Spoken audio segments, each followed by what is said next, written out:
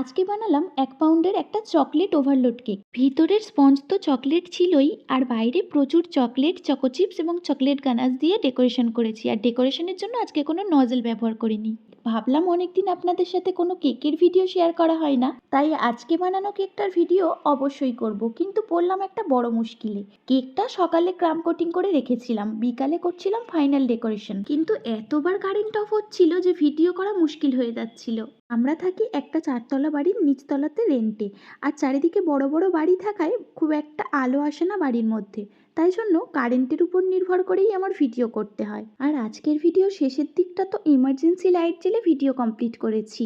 এই আলোর জন্য অনেক ভিডিও শুরু করেও আমি শেষ করতে পারি না। যাই হোক, আপনাদের কেকের ডেকোরেশনটা কেমন লাগলো কমেন্ট করে অবশ্যই জানাবেন। আর ভালো লাগলে প্লিজ লাইক, শেয়ার এবং সাবস্ক্রাইব করে রাখবেন। আর ফেসবুক থেকে দেখলে ফলো করে রাখবেন। Thanks for watching. টাটা।